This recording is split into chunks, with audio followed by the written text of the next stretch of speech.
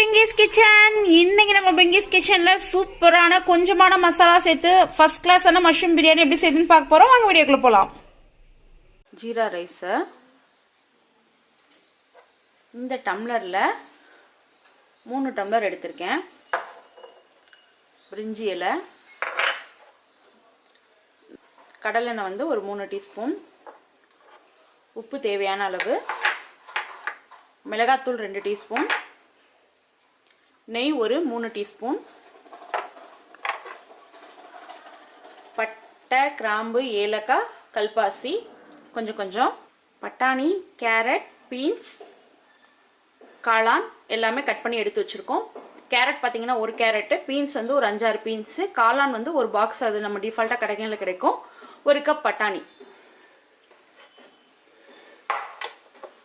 அடுத்தது பார்த்தீங்கன்னா வெங்காயம் 2 வெங்காயம் கட் பண்ணியிருக்கோம், 2 தக்காளி கட் பண்ணியிருக்கோம், 1.5 டீஸ்பூன் இஞ்சி பூண்டு பேஸ்ட்டு, 2 பச்சை மிளகாய், 1 பிடி கொத்தமல்லி, 1 பிடி புதினா. அவ்வளோதான். வாங்க எப்படி செய்யுதுன்னு பார்க்கலாம்.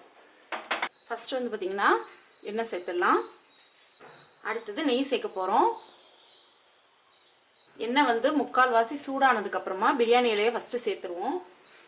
அதுக்கப்புறம் பார்த்தீங்கன்னா நம்ம எடுத்து வச்சிருக்கிற பட்டை, கிராம்பு, ஏலக்காய் இது எல்லாமே கம்மியான குவான்டிட்டி தான், ரொம்ப அதிகமாக இல்லை. இதுவே வந்து இதுக்கு போதுமானது.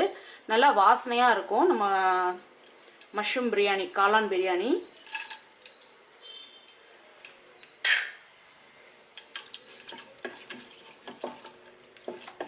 இதை லைட்டாக பொரிய விட்டுறலாம். ரொம்ப பொரிய விடக்கூடாது. சும்மா லைட்டாக பொரிய விட்ட கையோடையே நம்ம வந்து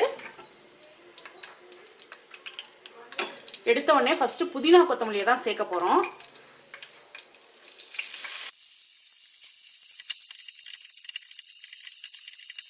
அதுக்கப்புறமா பச்சை மிளகாய் சேர்த்துடலாம். இப்போ காரத்துக்கு ஏற்ற மாதிரி நான் 2 சேர்த்துருக்கேன். அதுக்கப்புறம் வெங்காயம்,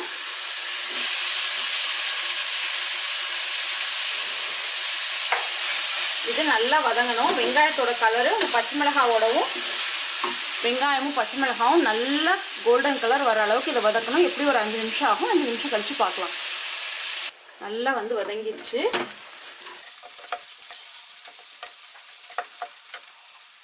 அடுத்தது இதில் பார்த்தீங்கன்னா இஞ்சி பூண்டு பேஸ்ட் வந்து சேர்த்துடணும். கம்மியாக தான் எடுத்துருக்கோம். ஏன்னா நம்ம வந்து எந்த மசாலாவும் நிறைய வந்து சேர்க்க போகிறதில்ல. அதனால் கம்மியாக இஞ்சி பூண்டு எடுத்தால் போதும். இஞ்சி பூண்டு சேர்த்த கையோட நறுக்கி வச்சுருக்கிற தக்காளி பழத்தையும் சேர்த்துடலாம். இந்த தக்காளி பழம் வதங்கணும். அதுக்கு ஏற்ற அளவுக்கு உப்பு இப்போயே சேர்த்துருவோம்.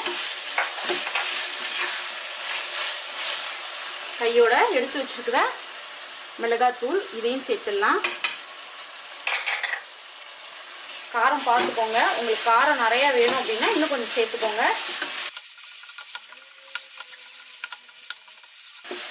தக்காளி பழம் நல்லா வந்து குழைவாக வேகணும். அதோட நம்ம வேக வைக்கும் போதே பார்த்தீங்கன்னா கேரட்லாம் சேர்த்துடலாம். ஏன்னா அதெல்லாம் வந்து வேகிறதுக்கு லேட் ஆகும், வதங்கிறதுக்கு லேட் ஆகும்.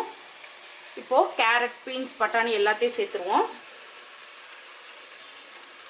ஃபஸ்ட்டு பார்த்தீங்கன்னா கேரட்டு, மஷ்ரூம் மட்டும் நம்ம கடைசியாக சேர்த்துக்கலாம், இப்போ சேர்க்க வேண்டாம்.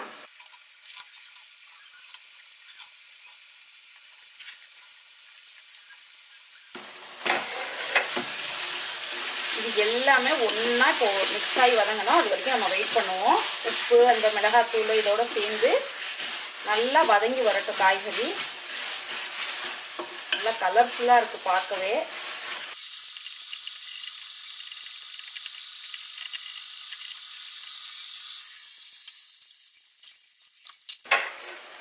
இப்போ பாருங்கள், காய்கறியெல்லாம் ஓரளவுக்கு நல்லா வந்து வதங்கிடுச்சு. ஏன்னா நம்ம வந்து அரிசிக்கு வந்து 1 விசில் தான் விட போகிறோம். ஸோ அதனால் வந்து காய்கறியை முன்கூட்டியே கொஞ்சம் வதக்கிட்டு நம்ம சேர்த்தோம் அப்படின்னா நல்லாயிருக்கும். இப்போ பாருங்கள், கேரட்லாம் நல்லா ஓரளவுக்கு வதங்கிடுச்சு. ரொம்ப வந்து இந்த மாதிரி வெஜிடபிள் போட்டு நம்ம காய்கறி சேர்த்து நம்ம வந்து சமைக்கும் போது ரொம்ப வந்து காய்கறியை வந்து வதங்க விடக்கூடாது. அரை வேக்காட்டில் தான் இருக்கணும் காய்கறி.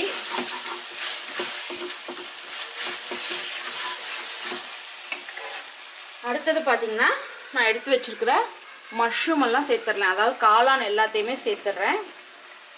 காளான் சேர்த்தாச்சு. காளான் சேர்த்துட்டு கலந்து விட்டுருங்க. வேறு எந்த மசாலாவும் இல்லை, வெறும் மிளகாத்தூள் மட்டும்தான், வேறு எதுவும் நம்ம வந்து எக்ஸ்ட்ரா சேர்க்க கிடையாது.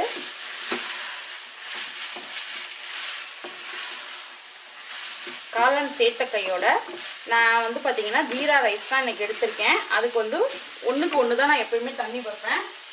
அது மாதிரி எக்ஸ்ட்ரா ஒரே 1 டம்ளர் மட்டும் தண்ணி எடுத்திருக்கேன். கொஞ்சம் சூடாக எடுத்திருக்கேன், அப்போ தான் சீக்கிரம் நமக்கு வந்து அரிசி சேர்க்க நல்லாயிருக்கும். சேர்த்தாச்சு.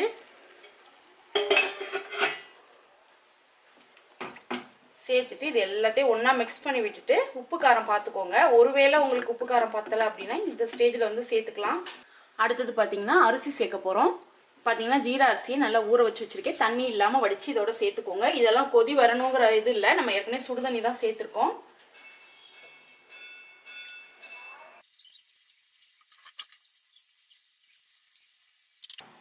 அரிசியெல்லாம் சேர்த்துட்டு எல்லாத்தையும் ஒன்றா ஒரு டைம் மிக்ஸ் பண்ணி விட்டுக்கோங்க.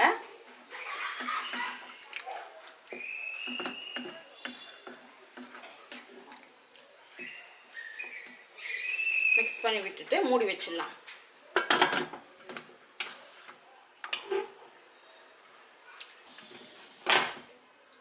ப்ரெஷர் ஃபுல்லாக இறங்கிடுச்சு. சாப்பாடு செம்மையாக வந்திருக்கு.